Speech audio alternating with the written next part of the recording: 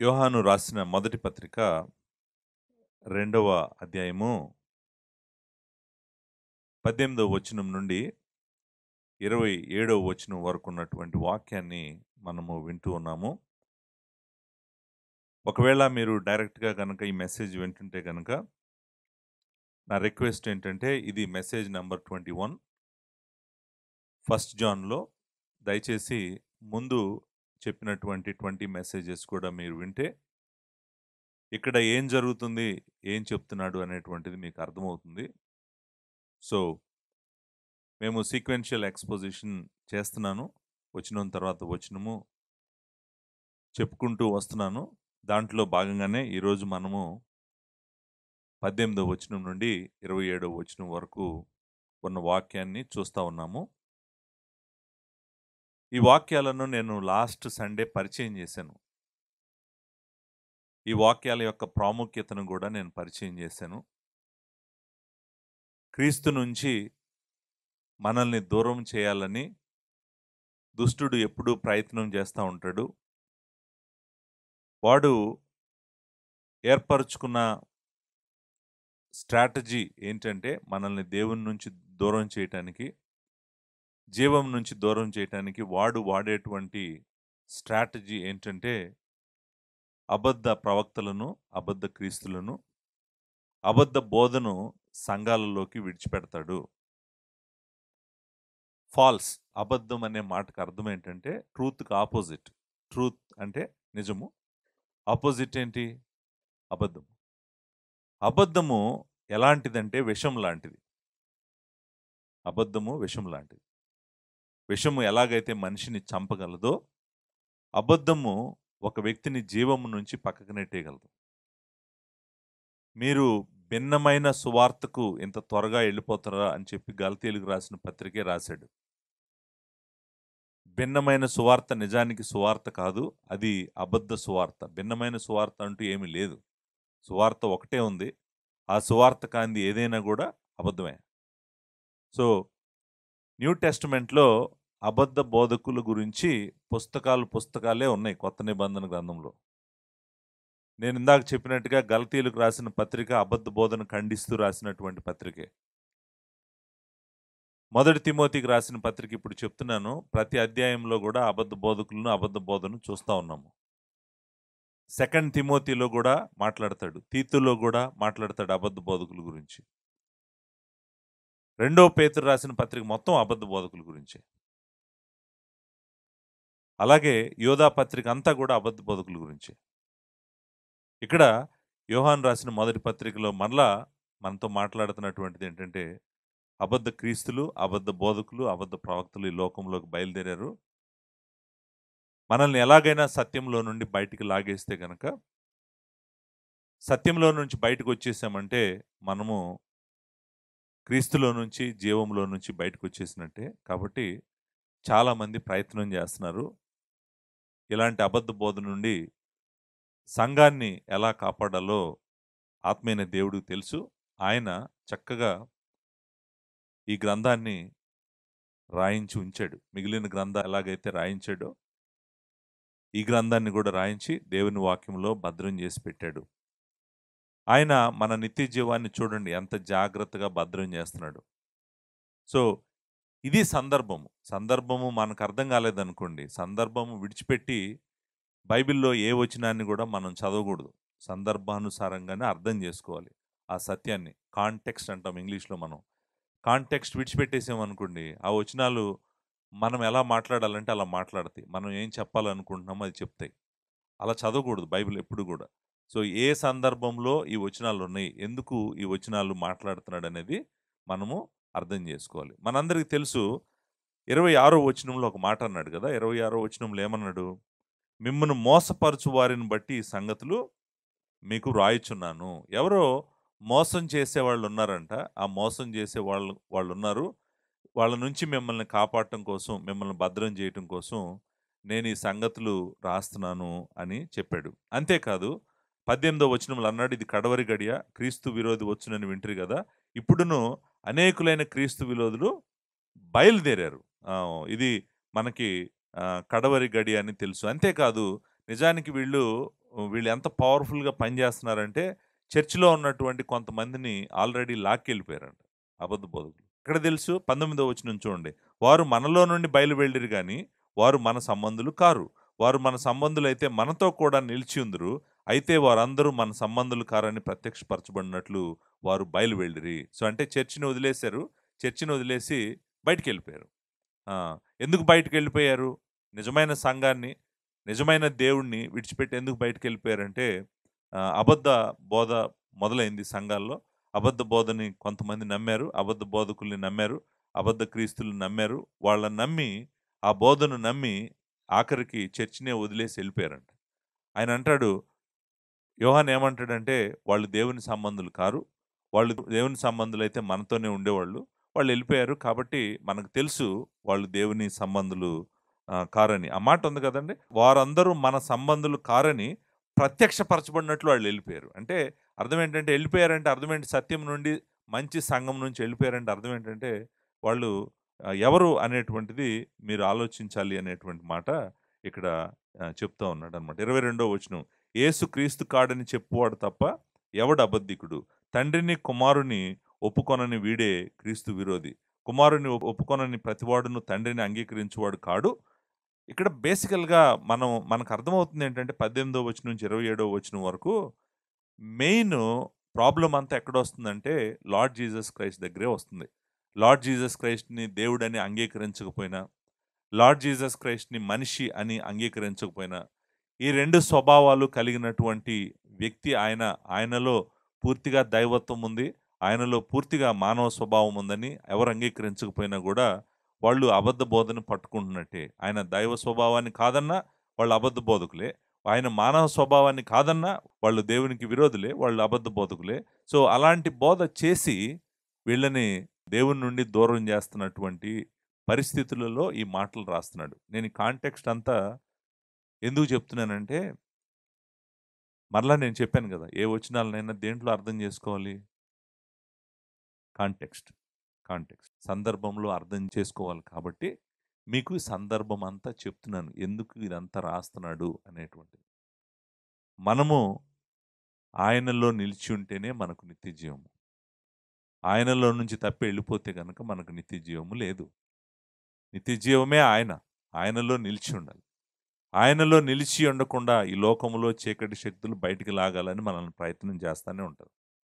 కాబట్టే ఈ మాటలు ఇక్కడ రాశాడు. సో, ఇది కాంటెక్స్ట్. కాంటెక్స్ట్ లాస్ట్ సండే కొంత నేను చెప్పటానికి ప్రయత్నం చేశాను. ఇప్పుడు నేను చెప్పినయి కొంచెం మీకు రెప్యుటేషన్‌గా ఉన్నా గూడా మంచిది. అట్‌లీస్ట్ మీకు లాస్ట్ వీక్ ఒకవేళ మిస్ అయినా గూడా ఈ వీక్ ఓహో! ఈ సందర్భంలో ఈ మాటలు మాట్లాడుతున్నాడా అనేటువంటిది మీకు అర్థమవుతుంది. సో, ఈరోజు నేనేం చేయబోతున్నానంటే ఒకే ఒక్క అంశము మీకు చెప్పాలనుకుంటున్నాను. ఈ వచనాలలో కష్టమైనటువంటి విషయము ఒకటుంది. అది ఏంటంటే అభిషేకము. ఈ వచనాల్లో కష్టమైనటువంటిదేంటి? అభిషేకము. అభిషేకము అనే మాట ఇక్కడ 2 సార్లుంది మనం చదివినటువంటి వచనాల్లో. ఒకసారి 20వ వచనంలో ఉంది. ఇంకొకసారి 27వ వచనంలో ఉంది. అభిషేకము, అభిషేకము అనేటువంటి మాట. మీరు విన్నారు గదా! చాలా సార్లు అభిషేకము అనేటువంటి మాట విన్నారు. అసలు ఈ అభిషేకము అంటే ఏంటి? ఈ అభిషేకము ఎవరు ఇస్తారు? ఈ అభిషేకము ఎవరికి ఇస్తారు? ఈ అభిషేకము ఉంటే ఏం జరుగుతది? ఈ అభిషేకము లేకపోతే ఏం జరుగుతది? సో, మనము ఈ అభిషేకాన్ని జాగ్రత్తగా అన్ని వైపుల నుంచి అర్థం చేసుకోవడానికి ప్రతి ప్రయత్నము చేద్దాము. సో, నేను ఈరోజు ఆ ఒక్కటే చెప్తాను. మిగిలినవి ఏం చెప్పట్లేదు. ఎందుకంటే, ఈ వచనాల్లో కష్టమైనటువంటి పదము నౌను అదొకటే. సో, దాన్ని మనము జాగ్రత్తగా అర్థం చేసుకోవడానికి ప్రయత్నం చేస్తున్నాం. అది అర్థమైందనుకోండి, నేను వచ్చి నెక్స్ట్ సండే ఈ వచనాలను మీకు సమ్మరైజ్ చేయగలను. అంటే ట్రూత్ అంతా చెప్పగలను. మధ్యలో ఈ మాట చాలామందికి ఏంటంటే అసలు ఏంటి అభిషేకం అంటే ఏంటి? అభిషేకం అంటే ఏంటి? అనేటువంటి ప్రశ్న ఉంది కాబట్టి, దీని మీద కొంచెం టైమ్ స్పెండ్ చేయటం మంచిదని అనిపించింది. అందుకని నేను ఈరోజు ఆ ఒక్క మాటనే మీకు వివరిస్తాను. సో, ఆ ఒక్క పదాన్ని మాత్రమే నేను వివరిస్తున్నాను. సో, అభిషేకము అనే మాట 2 సార్లు ఉందండి ఇక్కడ. ఒకటి 20వ వచనంలో ఉంది. రెండోది 27వ వచనంలో ఉంది. నేను ఈ 2 వచనాలను చదువుతాను.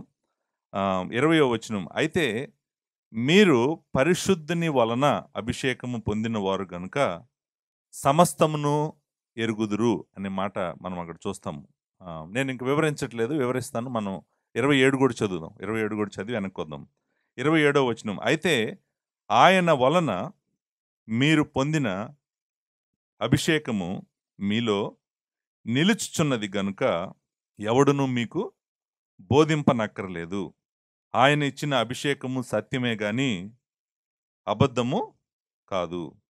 అది అన్నిటినీ గూర్చి మీకు బోధించుచున్న ప్రకారముగాను, ఆయన మీకు బోధించిన ప్రకారముగాను ఆయనలో మీరు నిలుచుచున్నారు. ఆ, ఈ 2 వచనాల్లో మాత్రమే మనము అభిషేకము అనేటువంటి మాటని మనం చూస్తాం. దీని వెనకాల ఉన్నటువంటి గ్రీకు పదము క్రిస్మా, CHRISMA. అభిషేకము అనే మాట వెనకాల ఉన్నటువంటి గ్రీకు పదము క్రిస్మా, CHRISMA. అది పదము. సో ఈ పదము యొక్క బేసిక్ మీనింగ్ ఏంటంటే మనందరికీ తెలుసు కదా, ఏమంటాము? తైలం అంటామా? తైలము లేకపోతే అంజనము, మీరు లేపనము, ఈ మాటలు వాడొచ్చు అనమాట. బేసికల్గా ఆయిల్ ఆర్ ఆయింట్మెంట్ అనేటువంటి మాటలు వాడొచ్చు అనమాట. దేన్నైతే మనము అప్లై చేస్తామో, రాస్తామో, దాన్ని మనము క్రిస్మా అనేటువంటి మాట, ది యాక్ట్ ఆఫ్ అనాయింటింగ్. ఇది క్రయో అనేటువంటి మెయిన్ వర్బ్ నుంచి వచ్చినటువంటిది. క్రయో మీన్స్ టు అనాయింట్ అండ్ క్రిస్మా means act of anointing. So unction అంటాం కదా మనము, అదనమాట ఇక్కడ మనం వాడినటువంటి మాట. అంటే ఏమంటామంటే తైలాభిషేకము లేకపోతే లేపనము, ఈ మాటలు వాడొచ్చు. అది దీని వెనకాల ఉన్నటువంటి మీనింగ్, బేసిక్ రూట్ మీనింగు అదనమాట. అంటే దేన్నైతే ఫిజికల్గా అయితే, భౌతికంగా అయితే దేన్నైతే ఒక వ్యక్తి మీద మనము రాస్తామో, అప్లై చేస్తామో, అప్లై చేసి దాని యొక్క ప్రత్యేకతను వివరిస్తామో, బేసికల్గా దాన్నే అభిషేకము అంటేనమాట. మీరు చూడండి, పాత నిబంధన గ్రంథంలో దేవుడు కోసము ఏర్పరచబడినటువంటి ప్రతి పాత్ర కూడా ప్రత్యేకపరచబడాలి. అంతేకాదు యాజకులకు కూడా తైలాభిషేకంతో అభిషేకం చేసి వారిని దేవుడి కోసం వేరు చేసేవాళ్ళు. యాజకులను మాత్రమే కాదు, మనము మొదటి సమూయేలు గ్రంథంలో రాజులను కూడా అభిషేకించి ప్రత్యేకపరిచినట్టుగా మనము చూస్తాం. సో అంటే by applying oil and either you are setting it aside or మనము ఏమంటాము, పరిశుద్ధపరిచి వేరు చేస్తామంటాం కదా, వేరు చేసి ప్రత్యేకమైన పని కోసము దానిని ఉంచాము అని అంటాం కదా. సో బేసిక్గా ఓల్డ్ టెస్ట్మెంట్ మీనింగ్ అయితే అది, ఓల్డ్ టెస్ట్మెంట్ ఇంటర్ప్రిటేషన్ మనం చూసేది ఈ వర్డ్కి అర్థం అది. కానీ ఈ వర్డ్ ఎక్కడ కూడా బైబిల్లో ఇంకెక్కడా లేదు. క్రిస్మా అనేటువంటి వర్డ్ బైబిల్లో 2 చోట్ల ఉంది. ఆ 2 కూడా ఇక్కడే ఉంది, 20వ వచనము, 27వ వచనం. ఈ గ్రీక్ పదం ఇంకెక్కడ లేదు, ఇంకెక్కడ వాడబడలేదు. సో మనము చూస్తున్నటువంటి వర్డ్ చాలా యునిక్ వర్డ్, అది ఇక్కడ మాత్రమే ఉంది. అంటే ఇక్కడ మనకు ఒకటి మాత్రం అర్థమవుతుంది, అదేంటంటే పరిశుద్ధుడగు దేవుడు మనలను అభిషేకించాడు అనేటువంటిది మాత్రం అర్థమవుతుంది. అవునా కదా? అభిషేకము మనకు ఇచ్చాడు, మనము అభిషేకము కలిగినటువంటి వారము అనేటువంటిది మాత్రం మనకు అర్థమవుతుంది. ఎలా అర్థమవుతుంది చూడండి, ఎలా అర్థమవుతుందో చదువుతాను నేను. చూడండి, 20వ వచనంలో అంటాడు, ఏమంటాడు? అయితే మీరు పరిశుద్ధుని వలన అభిషేకము పొందినవారు అనే మాట ఉంది. అంటే అర్థం ఏంటంటే అభిషేకం అయిపోయింది. పొందారు అంటే అర్థం ఏంటి? You have anointing from the holy one కదా. అంతే. నిజానికి అక్కడ వాడినటువంటిది ప్యాసివ్ వర్బ్ కాదు, యాక్టివ్ వర్బే. ప్రజెంట్ యాక్టివ్ వర్బ్ అంటే అర్థం ఏంటంటే మీ దగ్గర అభిషేకం ఉంది, యూ హ్యావ్ ద అనాయింటింగ్. అక్కడ వాడినటువంటి పదం ఏంటంటే యూ హ్యావ్ ద అనాయింటింగ్. అంటే దేవుడు, పరిశుద్ధుడగు దేవుడు మనకు ఏమి ఇచ్చాడంట? అభిషేకము ఇచ్చాడంట. ఆ మాట అన్నారు పొందినవారు అని ఉంది కదండి. ఆ వెనకాల ఉన్న మాట గ్రీక్ పదం ఏంటంటే హ్యావ్, అంటే మీకు కలిగి ఉన్నారు, అంటే మీకు ఉంది, ఆ అభిషేకము మీకు ఉంది, ఆ అభిషేకం మీకు ఉంది. అంతేకాదు ఆ అభిషేకాన్ని ఎవరిచ్చారంట? ఎవరిచ్చారంట? పరిశుద్ధాత్ముడు కాదు, పరిశుద్ధుని వలన అని ఉంది, పరిశుద్ధాత్ముడు అని లేదు. పరిశుద్ధాత్ముడు అని మీరు అంటున్నారు, అక్కడ లేదు. టెక్స్ట్లో ఏముందంటే హోలీ వన్ అంటే పరిశుద్ధుడు అనేటువంటి మాట. హోలీ వన్ అంటే అర్థం ఏంటి? పరిశుద్ధుడు. పరిశుద్ధుడు మనకు ఏమంటున్నాడంటే అభిషేకమును ఇచ్చాడు అని అంటున్నాడు. అంతే కదా! మీరు 27వ వచనంలో చూడండి. అయితే ఆయన వలన మీరు పొందిన అభిషేకము మీలో నిలుచుచున్నది. అంటే మనకు అభిషేకం ఆయన ఇచ్చాడంట. ఆయన ఇచ్చినటువంటి అభిషేకము విశ్వాసుల్లో నిలిచి ఉందంట. నిలిచి ఉంది. ఇచ్చాడు అనేటువంటిది అంటే 2 చోట్ల చెప్తున్నాడు కదండీ. ఇక్కడ చెప్పాడు ఆయన వలన మీరు పొందారన్నాడు. అక్కడేమన్నాడు 27వ వచనంలో ఆయన వలన మీరు పొందిన అభిషేకము మీలో నిలుస్తుంది. ఆయన వలన మీరు పొందారు అభిషేకాన్ని. అభిషేకాన్ని పొందటం మాత్రమే కాదు, అభిషేకం మీలో నిలిచి ఉంది. It is remaining in you. It is abiding in you. Abiding అనే మాట మనం వాడొచ్చు అనమాట. It is in you. మీలో ఉంది. మీలోనే నిలిచి ఉంది ఆ అభిషేకము అనేటువంటిది ఇక్కడ అక్కడ కూడా చెప్పాడనమాట. సో అభిషేకము దేవుడు ఇచ్చాడు. పరిశుద్ధుడు ఇచ్చాడు మనకి. ఒకటి నంబర్ 1 అది మన లోపల ఉంది. అది మనతోనే ఉంది. నిలిచి ఉంది అనేటువంటి మాటను కూడా మనం ఇక్కడ చూస్తా ఉన్నాము. ఇంతకీ అభిషేకం అంటే ఏంటో నేనేం చెప్పలేదు. చెప్పకుండానే వచనాలు చదువుతూ అభిషేకము అభిషేకం అని నేను కూడా మాట్లాడుతున్నాను. It's good. మీరు అర్థం చేసుకుంటున్నారు. కొంచెం కొంచెంగా ఈ విషయం ఏంటి అనేటువంటిది అర్థం అవుతుంది మీకు. సో ఇంతవరకు ఏం అర్థం చేసుకున్నాము? అభిషేకము అంటే తైలము లాంటిది ఏదైనా రాసి ఆ వ్యక్తికి ప్రత్యేకంగా వేరుపరచటము, లేకపోతే ఆ వ్యక్తికి ప్రత్యేకమైనటువంటి కృప అనుగ్రహించటం అనేటువంటిది మనం చూసాం. మొదటి సమూయేలు గ్రంథంలో మనందరికీ గుర్తుంది కదా, 16వ అధ్యాయంలో సమూయేలు దావీదుని అభిషేకిస్తాడు. 16వ అధ్యాయము 13వ వచనం. ఇప్పుడు దానికి ముందు 12వ వచనంలో ఏమంటాడు యెహోవా, అతడు రాగానే నేను కోరుకున్నవాడు ఇతడే. 12వ వచనం ఆఖరిలో ఏముందండి?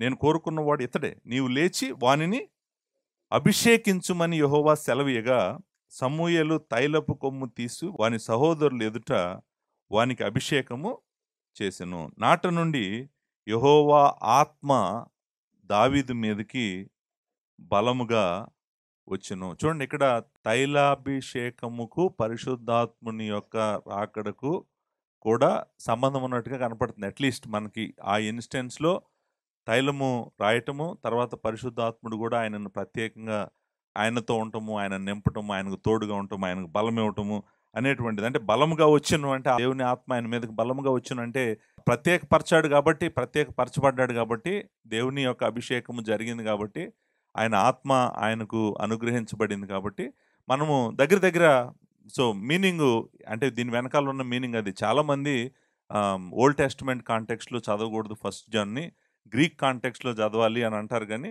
నేను దాన్ని అస్సలు అంగీకరించట్లేదు. ఎందుకంటే మనకి ప్రత్యక్షత అనేటువంటిది మనం ఇలానే చూసుకోవాలి. అంటే ఓల్డ్ టెస్ట్మెంట్ నుంచే దేవుని ప్రత్యక్షతను చూసుకోవాలి. వేరే కాంటెక్స్ట్లో నుంచి వేరే సందర్భాలను తీసుకొచ్చి బైబిల్లో పెట్టకూడదు అనేటువంటిది నేను నమ్ముతున్నాను. సో ఇక్కడ ఈ అభిషేకము పరిశుద్ధుడు ఇచ్చాడంట. ఈ అభిషేకము మనకు ఆయన ఇచ్చాడని 2 వచనాల్లో చెప్పాడు. 20వ వచనంలో చెప్పాడు, 27వ వచనంలో చెప్పాడు. అంతేకాదు ఆ అభిషేకము దేవుని బిడ్డల్లో నిలుస్తుందంట. నిలుచుచున్నది అనే మాట కూడా ఇంపార్టెంటే. సో నిలుస్తూ ఉంది అనేటువంటిది ఇంపార్టెంట్. ఇక్కడ ఒక చిన్న కరెక్షన్ ఉంది. కరెక్షన్ చెప్పి నేను ముందుకు వెళ్తాను. చాలా నేను అనుకుంటాను కొంచెం ఇంపార్టెంట్ కరెక్షనే. అదేంటంటే 20వ వచనం ఆఖరిలో అభిషేకము పొందిన వారు గనుక సమస్తమును ఎరుగుదురు అని ఉంది కదండి. అర్థమైందా? సమస్తమును ఎరుగుదురు.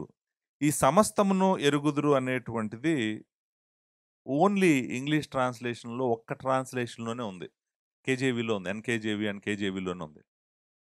యు నో ఆల్ థింగ్స్ అని.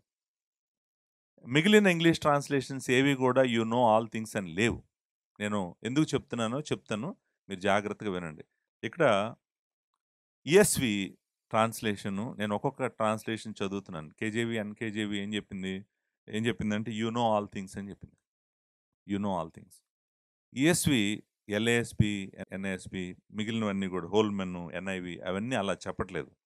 అవన్నీ ఎలా చెప్తున్నాయి అంటే ఈఎస్వి ఏం చెప్తుందంటే యు ఆల్ హ్యావ్ నాలెడ్జ్ అని చెప్తుంది. యు ఆల్ హ్యావ్ నాలెడ్జ్ కన్ను యు నో ఆల్ థింగ్స్కి ఎంత తేడా ఉంది? ఎంత తేడా ఉంది? యు నో ఆల్ థింగ్స్ అంటే మీకు అన్నీ తెలుసని. తెలుగు బైబిల్లో ఏముంది? సమస్తము మీరు ఎరుగుదురు. దగ్గర దగ్గర కేజేవి, ఎన్‌కేజీవి లాగా ఉంది ఇక్కడ. మీరు మిగిలిన ట్రాన్స్‌లేషన్స్ అన్నీ చదివారనుకోండి, ఏమనుందో తెలుసా? నిజానికి ఇక్కడ ఏముందంటే అంటే ఈఎస్‌విలో యూ ఆల్ హ్యావ్ నాలెడ్జ్ అని ఉంది. ఎల్ఎస్‌బి, ఎన్ఏఎస్‌బిలో యూ ఆల్ నో అని ఉంది. హోల్మన్ హెచ్‌సిఎస్‌బిలో హోల్మన్ క్రిస్టియన్ స్టాండర్డ్ బైబిల్‌లో all of you have knowledge అని ఉంది. ఎన్ఐవిలో all of you know the truth అని ఉంది. మీరు అర్థం చేసుకుంటే ఏంటంటే ఇక్కడ చెప్తున్నటువంటి విషయం ఏంటంటే నిజానికి అక్కడ ఏమని ఉండాలంటే అయితే మీరు పరిశుద్ధుని వలన అభిషేకము పొందినవారు గనుక మీ అందరికీ తెలియను అని ఉండాలి. మీ అందరికీ తెలియను. మీ అందరూ ఎరుగుదురు అని ఉండాలి. మీకు సమస్తము తెలుసు కాదు. మీ అందరూ ఎరుగుదురు. మీ అందరూ ఎరుగుదురు లేకపోతే మీ అందరికీ తెలుసు అనేటువంటి మాట ఉండాలనమాట. మీకన్నీ తెలుసు కాదు. మీ అందరికీ తెలుసు. అందరికీ తెలుసు అంటానికి, మీకన్నీ తెలుసు అంటానికి చాలా తేడా ఉంది. అందరికీ తెలుసు అనేటువంటిది నేను అనుకుంటాను రైట్ ట్రాన్స్‌లేషన్. అక్కడ ఏమని ఉండాలంటే అయితే మీరు పరిశుద్ధుని వలన అభిషేకము పొందినవారు గనుక మీ అందరికీ మీరందరూ ఎరుగుదురు. లేకపోతే మీ అందరికీ తెలుసు. అలా ఉండాలి. సమస్తము మీరు ఎరుగుదురు అనేటువంటిది నేను చెప్పినట్టుగా ఒకే ఒక ఇంగ్లీష్ ట్రాన్స్‌లేషన్ ఆ పాత్రలో ఎళ్లారు.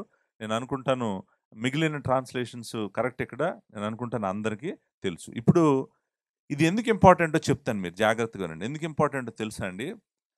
కొంతమంది ఏమని నమ్ముతున్నారంటే దేవుడు ఈ అభిషేకాన్ని ప్రత్యేకమైన వారి కోసమే ఇస్తాడు అని నమ్ముతున్నారు. ప్రత్యేకింపబడిన వారు, దేవుడు ఏర్పరుచుకున్నటువంటి వారు, గొప్ప సేవకులు, తెల్లని బట్టలేసుకొని తిరిగేటువంటి వాళ్ళు, ఎక్కువ ఉపవాసం ఉండేటువంటి వాళ్ళు, ఎక్కువ ప్రార్థన చేసేటువంటి వాళ్ళు, ఎక్కువ ధ్యానించేటువంటి వాళ్ళు, వాళ్ళకి మాత్రమే ఈ అభిషేకం ఉంది. ఈ అభిషేకము అందరికీ లేదు అని చెప్పేటువంటి వాళ్ళు చాలామంది ఉన్నారు. కానీ యోహాను ఏం చెప్తున్నాడో తెలుసా అండి? ప్రతి విశ్వాసికి అభిషేకం ఉందని చెప్తున్నాడు. యోహాను ఏం చెప్తున్నాడంటే ప్రతి విశ్వాసికి కూడా అభిషేకము ఉంది. అభిషేకం ఉంది. ప్రతి ఒక్కరికి ఉంది. ఆ మాట నేను ఇందాక అదే 20వ వచనం ఆఖరిలో ఉన్నాను గదా! ఆఖరిలో ఏమని ఉందంటే మీరందరూ ఎరుగుదురు అని ఉంది. అంతేగాని మీలో కొంతమందికి తెలుస్తది, కొంతమందికే ఉంది అలా లేదనమాట. చూడండి ఇంకోటి గూడా మీరు పరిశుద్ధుని వలన అభిషేకము పొందారు అంటే మీరు అంటే ఎవరు? ఆ! మరి అక్కడే చెప్తుంది కదా విషయం ఏంటనేటువంటిది. ఈ అభిషేకము అనేటువంటిది ఒక ప్రత్యేకంగా ఒక వ్యక్తికి ఇచ్చినటువంటిదో లేకపోతే పాస్టర్ గారి దగ్గరే అభిషేకం ఉంటది. మిగిలిన వాళ్ళ దగ్గర అభిషేకం ఉండదు. అసలు ఆ ఇంటర్ప్రిటేషనే మొత్తం రాంగ్. అలాంటి బోధే తప్పుడు బోధ. మీరు అలాంటి బోధను మీరు అంగీకరించకండి. ఎందుకంటే ఇది కృపగల దేవుడు అందరికీ విశ్వాసులందరికీ ఇచ్చినటువంటి అభిషేకం ఇది. అది మీరు ముందు అర్థం చేసుకోవాలి. ఎందుకంటే ఈ అభిషేకము లేకపోతే నిజంగా అతను విశ్వాసే కాదు. ఈ అభిషేకం గనక లేదనుకోండి, అతను విశ్వాసి ఎలా అవుతాడు? అవ్వడు కదా! విశ్వాసి అవ్వలేడు, దేవుడిలో నిలబడలేడు, సత్యంలో నిలబడలేడు, దేవునితో నడవలేడు. ఇదంతా జరగదు. ఇదంతా జరగదు కాబట్టి, ఈ అభిషేకము అనేటువంటిది ఒక వ్యక్తికి లేకపోతే కొంతమంది వ్యక్తులకు దేవుడిచ్చాడు అని చెప్పి కొంతమంది బోధిస్తా ఉంటారు. దయచేసి మీరు నమ్మకండి. ఒకాయన నాకు గుర్తుండి 2012 ఆ సంవత్సరంలో నేను అబుదాబిలో ఉన్నప్పుడు ఒకాయన అబుదాబి వచ్చాడు. ఒక బోధకుడు. బోధకుడు వచ్చి అభిషేకము, అభిషేకము, అభిషేకం అని కేకలు పెట్టాడు. చాలా సేపు అరిసాడు. దేవుని వాక్యం చెప్పలేదు. ఈ ఈ పదము చాలా సార్లు వాడాడు. వాడాడు, అటు ఇటు తిరిగాడు స్టేజ్ మీద ఈ చివరి నుంచి ఆ చివరి వరకు. స్వస్థతలు చేస్తానన్నాడు, అద్భుతాలు చేస్తానన్నాడు. మామూలుగా అసలు ఆ 1 అవర్, 1 ½ అవర్ నేను అసలు అక్కడ కూర్చోలేకపోయాను. అతను ఒక కారణం నేను ఉద్యోగం వదిలేయటానికి. నేను ఉద్యోగం విడిచిపెట్టి దేవుని వాక్యం నేర్చుకోవడానికి ఎళ్ళాలి అని నన్ను నెట్టినోళ్ళలో అతనొకడు. అతను వాడిన పదం ఇదే. ఏ పదము? అభిషేకం. అతను చెప్తున్న పాయింట్ ఏంటంటే, అభిషేకము ప్రత్యేకంగా దేవుడు అందరికి ఇవ్వడంట. అందరికి ఇచ్చేది కాదు. ప్రత్యేకంగా కొంతమందికే వస్తదంట. నిజానికి టెక్స్ట్ అలా చెప్పట్లేదు. అండ్ అబద్ధ బోధకులు అబద్ధం చెప్తున్నారు. ఇది అందరికీ దేవుడిచ్చినటువంటి అభిషేకం. ఇది ఇది ప్రతి విశ్వాసికి ఉన్నటువంటి అభిషేకం. అది మీరు దయచేసి గుర్తుపెట్టుకోండి. 27వ వచనంలో కూడా చూడండి. అయితే ఆయన వలన మీరు పొందిన అభిషేకము మీలో నిలుచున్నది గనుక ఎవడునూ మీకు బోధింపనక్కర్లేదు. ఆయన ఇచ్చిన అభిషేకము సత్యమే గాని అబద్ధం కాదు. అది అన్నిటిని గూర్చి మీకు బోధించున్న ప్రకారంగాను, ఆయన మీకు బోధించున్న ప్రకారంగాను ఆయనలో మీరు నిల్చున్నారు. ఆయనలో నిలుస్తుంది ఎవరు? ఆయనలో నిలిచేది ఓన్లీ ప్రత్యేకమైన వాళ్ళే నిలుస్తారు ఆయనలో. అందరూ నిలవాలి గదా! ఆయనలో ఉంటేనే గదా నీకు జీవము. నిత్య జీవము, జీవము ఆయనలోనే ఉంది. Remain in him, abide in him. నాలోనే ఉండాలి. నేను ద్రాక్షావల్లిని నాలో ఉంటేనే, నాలో నిలిచి ఉంటేనే అనే మాట ఆయన మరలా మరలా యోహాను సువార్త 15వ అధ్యాయంలో చెప్పాడు. ఇక్కడ కూడా చెప్తున్నాడు. సో, ఆయనలో మనము నిలిచి ఉండాలి. మనము నిత్య జీవం కలిగి ఉండాలంటే ఆయనలో నిలిచి ఉండాలి. ఆయనలో నిలిచి ఉండాలంటే మనకు అభిషేకం ఉండాలి. అభిషేకం లేకుండా మనం ఆయనలో నిలిచి ఉండలేము. సో, నిల్చుండలేం కాబట్టి అభిషేకం అనేటువంటిది ప్రతి విశ్వాసికి దేవుడిచ్చినటువంటి కృప. గుర్తుపెట్టుకోండి. అది కొంతమందికి మాత్రమే ఉందని బైబిల్ చెప్పట్లేదు. ఇప్పుడు ఇక్కడ కూడా 27వ వచనంలో మీరు అన్నాడు గదా! 27వ వచనంలో కూడా ఏమన్నాడు? ఆ! అయితే ఆయన వలన మీరు పొందిన అభిషేకం అన్నాడు. మీరు అనేటువంటి మాటకు అర్థము ఏంటంటే సంఘానికే కదా ఆయన మాట్లాడుతుంది. విశ్వాసులతోనే కదా ఆయన మాట్లాడుతుంది. ఆయన ఎల్డర్స్‌తో మాట్లాడుతున్నాడు ఇక్కడ. పెద్దలతో మాట్లాడుతున్నాడా? పాస్టర్‌లతో మాట్లాడుతున్నాడా? లేకపోతే ఉపవాస ప్రార్థనలు చేసే గ్రూప్‌తో మాట్లాడుతున్నాడా? ఎవరితో మాట్లాడుతున్నాడు? ఆ! సంఘస్థులతోనే గదా! విశ్వాసులతోనే గదా! విశ్వాసులతో ఏమని చెప్తున్నాడు? దేవుడు మీకు అభిషేకము ఇచ్చాడు, ఇచ్చాడు, ఇచ్చాడనే గదా చెప్తున్నాడు. సో, ఇది మొట్టమొదట మీరు గుర్తుపెట్టుకోవాలి. అభిషేకము అనేటువంటిది కొంతమందికి కాదు. అభిషేకము అందరికీ ఉంది అనేటువంటిది గుర్తుపెట్టుకోవాలి. సో, అయితే మనము మన ప్రశ్నకి వచ్చేద్దాం. రావటానికి ముందు అభిషేకము ఎవరిస్తారంట? అభిషేకం ఎవరిస్తారని ఉంది? మనం ఆ మాట క్లియర్‌గానే ఉంది. అనాయింటింగ్ అనేటువంటిది మనకి ఎవరి వలన వస్తుంది? By the holy one. By the holy one. పరిశుద్ధుని వలన. ఇప్పుడు అభిషేకము ఇచ్చేటువంటి వాడు పరిశుద్ధుడు అనేటువంటిది మనకు అర్థమవుతుంది గదా! సో, ఇంతకీ పరిశుద్ధుడు అనే మాట ఎవరు పరిశుద్ధుడు? ఇక్కడ పరిశుద్ధుడి వలన అభిషేకం పొందారని ఉంది గదా! పరిశుద్ధుడు అనే మాట పరిశుద్ధుడు నాకు గుర్తుండి అక్కడ గ్రీక్ పదం హాగియోస్ అనుకుంటా వాడినటువంటి పదము. పరిశుద్ధుడు అనే మాట పాత నిబంధన గ్రంథం నిండా ఉంది. అది కొత్త మాటేమి గాదు. దేవుడు పరిశుద్ధుడు కాదా? దేవుడు పరిశుద్ధుడా కాదా? ఎన్ని సార్లుంది? చాలా చాలా చాలా సార్లుంది. యెషయా ఒక్కడే the holy one of Israel అనేటువంటి మాట. ఇశ్రాయేలీయుల పరిశుద్ధుడు అనేటువంటి మాట దగ్గర దగ్గర యెషయా ఒక్కడే 30 సార్లు వాడతాడు. ఈ పదము మనము తండ్రి అయిన దేవునికి వాడినట్టుగా వాక్యంలో చూస్తాము. జీసస్ క్రైస్ట్‌ని గూడా పరిశుద్ధుడు అని చాలా సార్లు మనం న్యూ టెస్టమెంట్‌లో చూస్తాం. జీసస్ క్రైస్ట్‌నే పరిశుద్ధుడు అని పిలిచినట్టుగా చూస్తాం. నేను కొన్ని వచనాలు చదువుతాను. తర్వాత పరిశుద్ధాత్ముడు గురించైతే నేను మీకు చెప్పాల్సిన అవసరం లేదు. ఆయన పేరులోనే పరిశుద్ధుడు ఉంది. హోలీ స్పిరిట్ అంటే అర్థము పరిశుద్ధుడైన ఆత్మ. సో, నేను తండ్రి గురించి పరిశుద్ధుడు అని చాలా సార్లు పాత నిబంధన గ్రంథం అంతా చెప్తుంది. పరిశుద్ధాత్ముడు గురించి పరిశుద్ధుడు అని న్యూ టెస్ట్‌మెంట్, ఓల్డ్ టెస్ట్‌మెంట్ 2 చెప్తున్నాయి. సో, పర్టిక్యులర్‌గా లార్డ్ జీసస్ క్రైస్ట్ గురించి మాత్రం మనము హోలీ వన్ అనేటువంటిది పరిశుద్ధుడు అనేటువంటి డెస్క్రిప్షను పరిశుద్ధుని వలన అనే మాట ఉంది కాబట్టి ఆయన గురించి ఒక్కటే ఒకసారి మనము చూడటానికి ప్రయత్నం చేద్దాం. మార్కు సువార్త మొదటి అధ్యాయము 24వ వచనం. దీనికి ప్యారలల్ లూకా సువార్త 4వ అధ్యాయం అనుకుంటా. దగ్గర దగ్గర సేమ్ టెక్స్ట్ మనం 4:34లో కూడా చూస్తాం. లూకా సువార్త 4వ అధ్యాయము 34వ వచనం. అసలు ఇప్పుడు ఇంతకు మనం ఏం చేస్తున్నామో తెలుసా మీకు? ఏం చేస్తున్నామో తెలుసా? మనకు అభిషేకం ఇచ్చినటువంటి వాడు పరిశుద్ధుడు. ఆ పరిశుద్ధుని వలన అని ఉంది కాబట్టి ఆయన ఎవరో కనుక్కోవడానికి ప్రయత్నం చేస్తున్నాం. అది మనం చేస్తున్నటువంటి పని. మార్కు సువార్త మొదటి అధ్యాయము 24. 24లో ఏముంది? అపవిత్రాత్మ పట్టినవాడు 23వ వచనంలో మనుష్యుడు ఒకడున్నాడు. వాడు నజరేయుడవగు యేసు మాతో నీకేమి? మమ్ము నశింపచేయుటకు వచ్చితివా? నీవెవడువో నాకు తెలియను. నీవు దేవుని పరిశుద్ధుడవు అనే మాట ఉంది కదండి. You are the holy one. Same same మాట. నువ్వు ఎవరంటే నువ్వు దేవుని పరిశుద్ధుడు అని కేకలు వేసినట్టుగా మార్క్ 124 మనకి చెప్తుంది. అలాగే సేమ్ ప్యారలల్ టెక్స్ట్ లూకా సువార్త 4వ అధ్యాయము 34వ వచనంలో కూడా మనం అదే నీవు దేవుని పరిశుద్ధుడు అని బిగ్గరగా కేకలు వేసెను అనేటువంటి మాట మనం అక్కడ చదువుతాం. సో ఆయన పరిశుద్ధుడు అనేటువంటిది మరలా మరలా మనము చూసేటువంటి సత్యమే. యోహాను సువార్తలో కూడా 6వ అధ్యాయంలో ఈ టెక్స్ట్ ఒకసారి చూస్తాము. మీ అందరికీ తెలుసు కదా, సిమోన్ పేతురు 6వ అధ్యాయం 68వ వచనంలో ఈ మాట అంటాడు, ప్రభువా ఎవని వద్దకు వెళ్ళుదుము, నీవే నిత్య జీవపు మాటలు గలవాడు. 6వ అధ్యాయం 68వ వచనం చదువుతున్నాను, యోహాను సువార్త. తర్వాత ఒక మాట అంటాడు, నీవే దేవుని పరిశుద్ధుడు అని మేము విశ్వసించి ఎరిగి ఉన్నామని ఆయనతో చెప్పాను.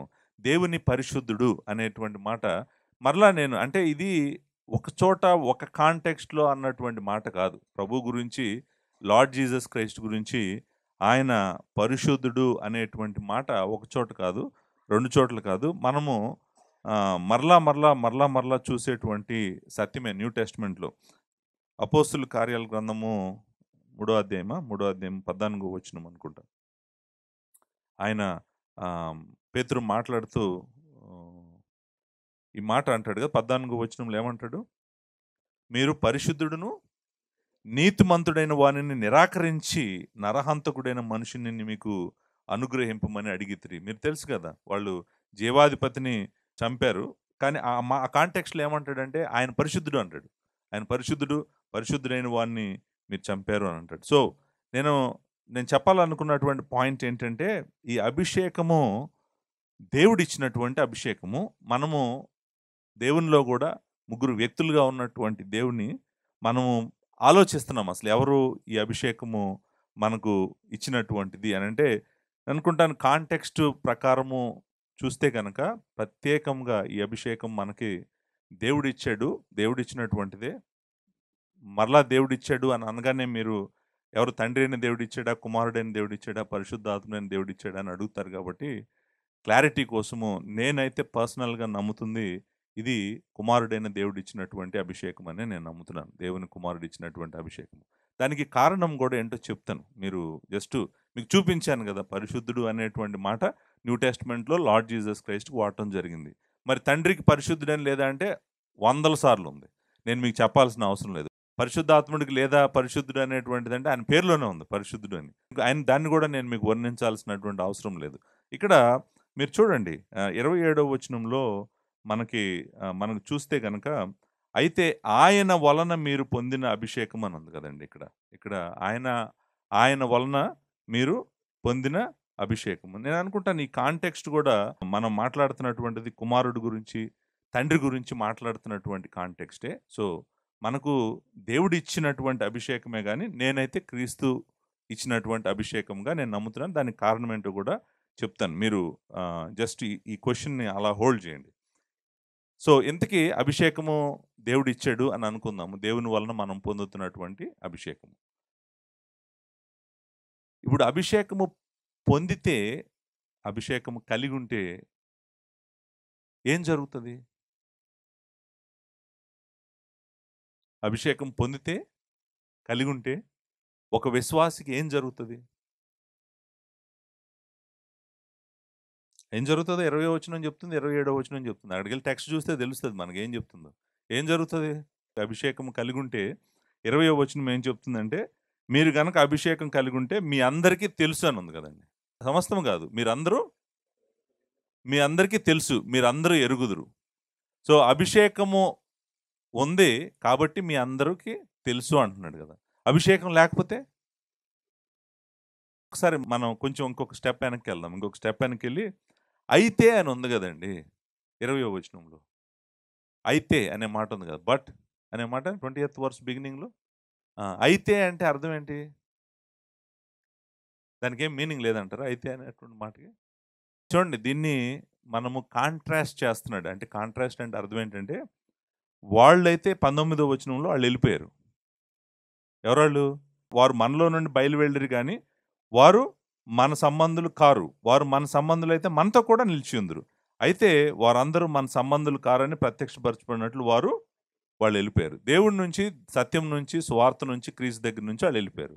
అయితే మీరు మాత్రం నిలిచి ఉన్నారు. అంటే అర్థం ఏంటి? కాంట్రాస్టే కదా అది. అంటే వాళ్ళకి ఆ అయితే అనేటువంటి మాట వాళ్ళలో లేనిదేంటి? ఈళ్ళలో ఉన్నదేంటి? అభిషేకమే. వాళ్ళలో లేనిది వీళ్ళలో ఉంది ఏంటంటే అభిషేకమే. ఎందుకంటే ఆళ్ళు లేదు కాబట్టి ఎళ్ళిపోయారు. కానీ ఈయనేమంటున్నాడు? మీకు అభిషేకం ఉంది. కాబట్టి మీకన్నీ తెలుసు. మీ అందరికీ తెలుసు అంటున్నాడు. అంటే అర్థం ఏంటంటే ఎవరికైతే అభిషేకం ఉందో వాళ్ళకి తెలుసు. కదా! అంతే కదా! అభిషేకం ఉన్న వాళ్ళకి ఏమర్థమవుద్ది? తెలుసు వాళ్ళకి. ఏం తెలుసు? మీకెలా తెలుసు సత్యమని? మీరందరికీ తెలుసని ఉంది 20వ వచనంలో. సత్యమని లేదు గదా! మీకెలా తెలుసు సత్యం అని చెప్తున్నారు మీరు? ఎలా తెలుసో చెప్పమంటారా? తర్వాత వచనం చెప్తుంది కాబట్టి. తర్వాత వచనం ఏం చెప్తుంది? మీరు సత్యం మెరుగని వారైనందున నేను వ్రాయట్లేదు గానీ, మీరు దాన్ని ఎరిగి ఉన్నందున ఏ అబద్ధమును సత్య సంబంధమని కాదని ఎరిగి ఉన్నందున మీకు రాయుచున్నాను. ఇంకా తెలుసా అండి? వాళ్ళకేం తెలుసో తెలుసా? వాళ్ళకి సత్యం ఏంటో తెలుసు, అసత్యం ఏంటో కూడా తెలుసు. ఎవరికైతే అభిషేకం ఉంటదో, ఎవరైతే అభిషేకం కలిగి ఉంటారో వాళ్ళకేం తెలుసు? సత్యమేంటో తెలుసు, అసత్యమేంటో తెలుసు. ఇంకొకటి కూడా తెలుసు వాళ్ళకి. అసత్యము సత్యము నుండి కలుగదని కూడా తెలుసు. అంతే కదండీ! మీ అందరికి తెలుసు కదా! ఆహ్, వెలుగుంటే చీకటి ఉండదని. మీకు నేనేం వివరించాల్సిన అవసరం లేదు దాని గురించి. So, lie will never come out of truth. Lie has no place in truth. By nature truth is like that. దాంట్లో అబద్ధం ఉండటానికి ఛాన్స్ లేదు. అబద్ధం నిలబడటానికి కూడా ఛాన్స్ లేదు. ఈయనేమంటున్నాడంటే, మీకు అభిషేకం ఉంది కాబట్టి మీ అందరికీ తెలుసు. మీ అందరికి ఏం తెలుసు? మీ అందరికి సత్యమేంటో తెలుసు, అసత్యమేంటో కూడా తెలుసు. అభిషేకం ఉన్న వాళ్ళకి తెలుసంట. ఇంకా ఏం తెలుసు అభిషేకం ఉంటే ఇంకేం జరుగుతదంట? మీరు కిందకి రండి 27వ వచనంలో. 27వ వచనం ఏమంటున్నాడు? ఆహ్, అయితే ఆయన వల్ల మీరు పొందిన అభిషేకం మీలో నిలుచున్నది గనుక ఎవడును మీకు బోధింపనక్కరలేదు. జాగ్రత్తగా గమనించండి ఇక్కడ. అభిషేకాన్ని అర్థం చేసుకోవాలంటే మనం ఒక్కొక్క లేయర్ మనం బయటికి తీయాల్సిందే. సో, అభిషేకము ఏంటో తెలుసుకోవాలంటే, అభిషేకము ఉంటే మనకి సత్యం తెలుస్తదంట. అభిషేకం ఉంటే మనకు అసత్యం అంటే ఏంటో తెలుస్తదంట. అంతేకాదు అభిషేకము ఉండటం వలన ఇంకేం తెలుస్తదంట మనకి? ఎవరు బోధింపనక్కర్లేదు. ఎవరు బోధించాల్సిన అవసరము లేదు. ఎందుకంటే మీకేముంది? అభిషేకము మీరు వెంటనే ఏమంటారో తెలుసా? పాస్టర్ గారు మా అందరికి లేదనుకుంటా అభిషేకము. ఎందుకంటే మీరు బోధిస్తున్నారు. మీరు వెంటనే ఏమంటారు? మాలో ఎవ్వరికి no one has anointment because you are teaching us. The verse says that if you have anointment no need to teach you. But I am teaching. కాబట్టి దేర్‌ఫోర్ యూ డోంట్ హావ్ అంతేనా? కదా! సో, ఇక్కడ అభిషేకం మీలో నిల్చున్నది గనుక ఎవడు మీకు బోధింపనక్కర్లేదు. Okay. అయితే నాలో గనక అభిషేకం ఉంటే నాకెవరు ప్రత్యేకంగా బోధించాల్సిన అవసరం లేదు. బై ది వే మీరు జాగ్రత్తగా అర్థం చేసుకున్నారో లేదో. ఇప్పుడు ఇంతకు యోహాన్ చేస్తుందేంటి? యోహాన్ పత్రిక రాస్తున్నాడు గదా! యోహాన్ ఏం చేస్తున్నాడు? మరి బోధిస్తున్నాడు గదా! మళ్ళీ ఆయనేమంటున్నాడు? మీకు అభిషేకం ఉంటే మీకెవరు బోధించాల్సిన అవసరం లేదని జెప్పి, మళ్ళీ ఒక లెటర్ రాస్తున్నాడు గదా! ఆ లెటర్ నేను ఈడ నుంచొని ఎక్స్‌ప్లెయిన్ చేస్తున్నాను గదా! ఇప్పుడు ఆయన బోధిస్తున్నాడు మళ్ళీ లెటర్ ద్వారా.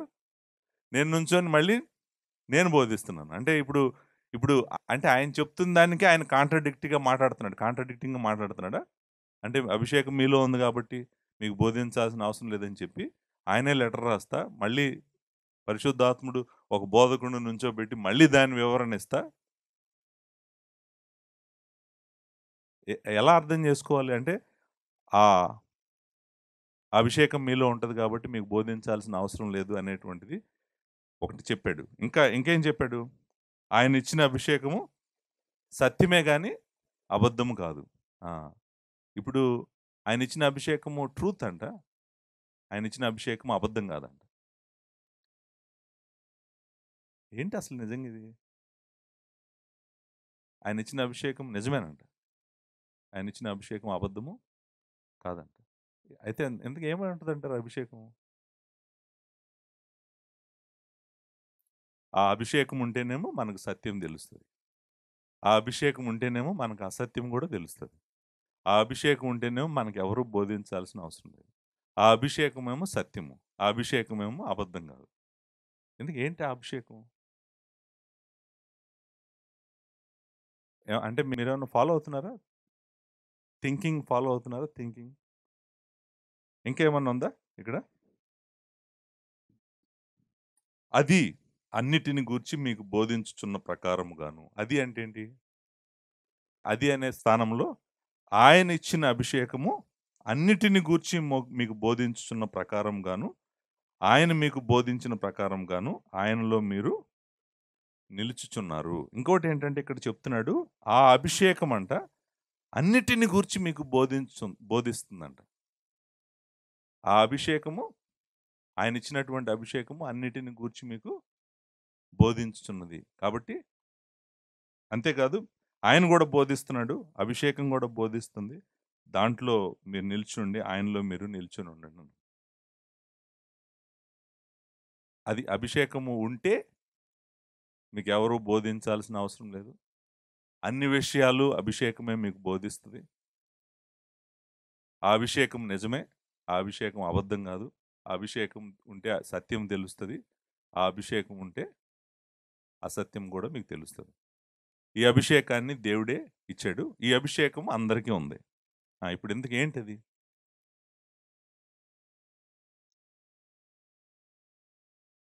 ఆన్సర్ జెప్తున్నాను. ఇప్పటి వరకు మనం అట్‌లీస్ట్ టెక్స్ట్‌లోనే అటు ఇటు చూడటానికి ప్రయత్నం చేశాం గదా! ఆన్సర్ జెప్తున్నాను. ఆన్సరు చెప్పిన తర్వాత నేను లార్డ్ జీసస్ క్రైస్టే అభిషేకం ఇస్తాడు అనేటువంటిది నేను ఎందుకు కన్క్లూడ్ అయ్యానో కూడా నేను చెప్తాను. అది చెప్తానన్నాను గదా! లాస్ట్‌లో చెప్తానన్నాను గదా! అది గూడా చెప్తాను. చెప్తే మీకు ఇంక అయిపోయింది. ఈరోజు డిస్కషన్ అంతా అయిపోయినట్టే. మనం మనం మాట్లాడాలనుకున్న పాయింట్ కన్క్లూజన్ వచ్చేసిందన్నమాట. ఇది నేను మొదటిసారి బైబిల్ చదవట్లేదు. నేను నేను మొదటిసారి బైబిల్ చదవట్లేదు. మీరందరూ మొదటిసారి బైబిల్ చదవట్లేదు. మనకన్నా ముందు 2000 సంవత్సరాలు చర్చి ఈ పత్రికను చదివింది. ఈరోజు నేను గనకొచ్చి ఎవరో కనుక్కుంది నేను కనుక్కున్నాను. మొదటిసారి విశాఖపట్నంలో నేను తవ్వి బయటికి తీశాను అన్నాననుకోండి. నా అంత అజ్ఞాని భూమి మీద ఇంకెవరు ఉండరు. అవునా కదా? అజ్ఞానే కదా నేను. జ్ఞానం లేని వాడంటారు నన్ను. బై ది వే నేను బయటికి తీయటానికి మరలా మొన్న నేను చెప్పినట్టుగా నేను చదువుతుంది అనువాదం. పోనీ బయటికి తీశానంటానికి గ్రీక్ అన్న తెలుసా? ఇది డిఫరెంట్ సబ్జెక్టు. బట్ విషయం ఏంటంటే, నేను చెప్పాలనుకున్న పాయింట్ ఏంటంటే, మనందరికన్నా ముందు 2000 సంవత్సరాలు సంఘము యోహాను రాసిన మొదటి పత్రికను చదివింది. చదివి వాళ్ళు దీన్ని ఈరోజు నేను ఎలాగైతే లైన్ ఆఫ్ రీజనింగ్ చేశానో, ఇలాంటి లైన్ ఆఫ్ రీజనింగే కొన్ని లక్షల మంది చేశారు సంఘ చరిత్రలో. ఈరోజేమో నేను కొత్తగా చేసినటువంటి లైన్ ఆఫ్ రీజనింగ్ కూడా కాదు. అంటే నేను ఇదంతా ఎందుకు చెప్తున్నానంటే, మన ముందు చాలామంది దైవజనులు దేవుని వాక్యాన్ని చదివారు. వాళ్ళందరి భుజాల మీద నిలబడి మనం వాక్యం నేర్చుకుంటున్నాము.